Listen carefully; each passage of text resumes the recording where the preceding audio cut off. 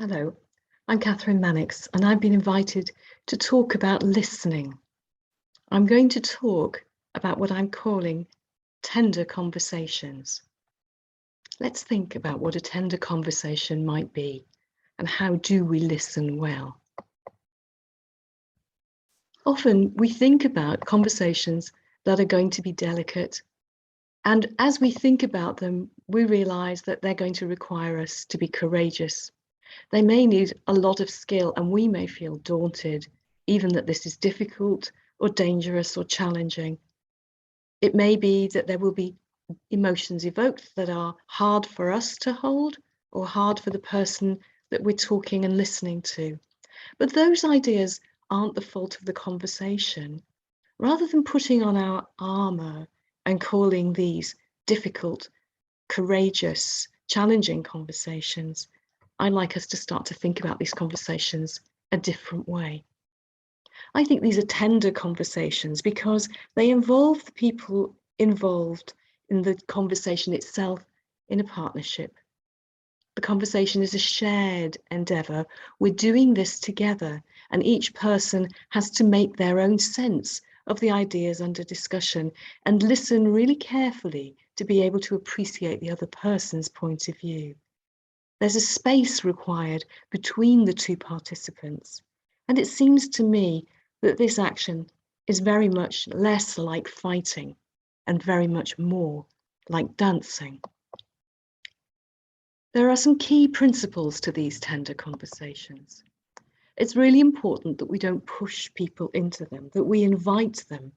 And then once both of us are ready to begin, that the way we listen is to understand the other person, being curious about their point of view and their experience, and using questions to help them to help us to understand their viewpoint.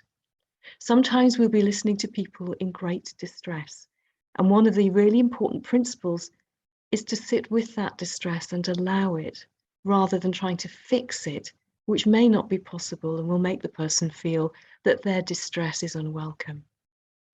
Sometimes these conversations involve a lot of silence while we think, and we need to make sure that we've finished safely, both of us ready to go on our way at the end of the conversation. And in order to be good listeners, we need to be people who prioritize looking after ourselves as well as looking after other people.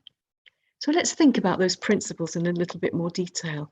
First of all, the idea of inviting, by saying to somebody, this is the thing that really matters, and I would really like to talk to you about it, to ask you about it, to share something with you, to mull something over with you. And it needs to be at a time that's good for both of us. So it doesn't have to be right now. We can really ambush people by insisting on a conversation taking place straight away. When we're listening to understand, we need to forget about what we're going to say next. Our job is to understand the other person's perspective, and we can't respond until we've truly listened and then reflected and understood what they were saying. And the way we understand is to give little summaries. I think what I'm hearing you say is, let me just check that I've got this right. So if I've understood you properly, what you're thinking is, I often compare this to a waltz where we ask a question, then we follow up with another question to clarify, and then we give a little summary, the question, summary waltz. And it's all about curiosity. Curiosity, children are our role models. All things are possible, and we just remain curious by asking people to tell us more, to help us to understand better, to help them to know what it was like for them in the situation that they're describing. And as we invite them to tell their story, they hear it too. Saying it out loud helps them to make sense of it. We should remain curious and not interrupt. So what sorts of helpful questions can we use? Well, two different sorts. Sometimes we're trying to find out about the current situation. So the questions will be things about what else the person saw or thought or felt, and what they make of it all now that they've thought about it again. Is there anything missing here? Is there any point of view that we've overlooked? Could there be a different way of interpreting things? There can also be questions that help us move forward It's important not to try to move forward too soon, but once it is time, let's ask them what they've already considered, or what could easily be changed, what experience they have to apply here, or what advice they would give a friend. Because if we can think of advice and give it, they could have thought of that too. So let's not insult people by offering our advice. Let's ask them to be the architects of their own solutions. If they're distressed, we cannot fix it. It is their distress and it's real and important, but we can close it down and interrupt it by trying to fix or trying to offer reassurance.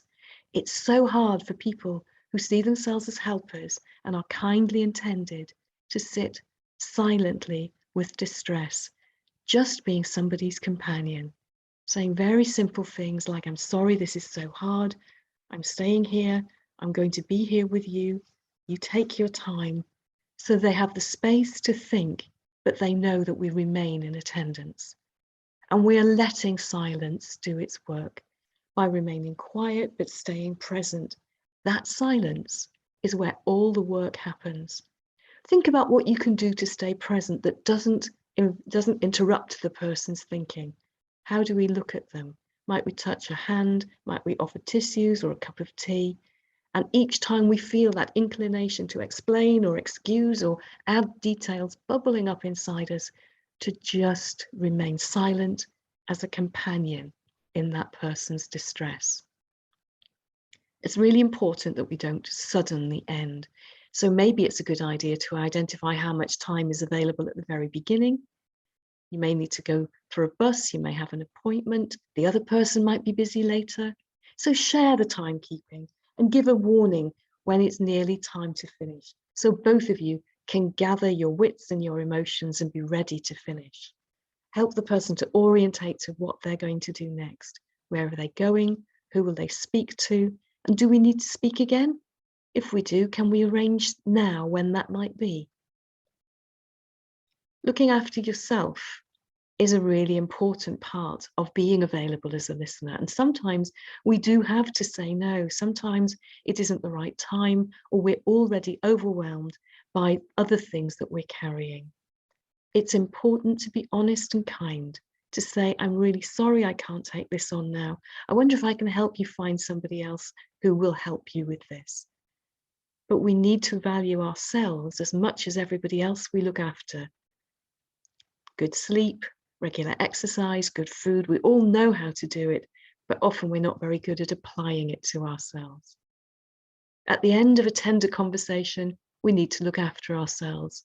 Immediately afterwards, maybe taking a moment to just become mindful, maybe have a cup of tea. Some people look at the sky or nature, photos on their phone, lots of things that people do to help them to deal with the emotion that's been involved in this deeply tender conversation, so that they're recentered, but also regularly to take care of ourselves by taking time to reflect or maybe write in journals. If we're professional listeners, we should have access to supervision to help us, and taking our relaxation time so that we're looking after our own well-being. I wonder what you think about the notion of tenderness. How do you feel about the idea of being a tender listener? What would it feel like to listen without judging or reassuring or trying to fix things? I wonder whether you can think of 2 things that you'll do differently in your important conversations, just to see what happens. Thanks for listening.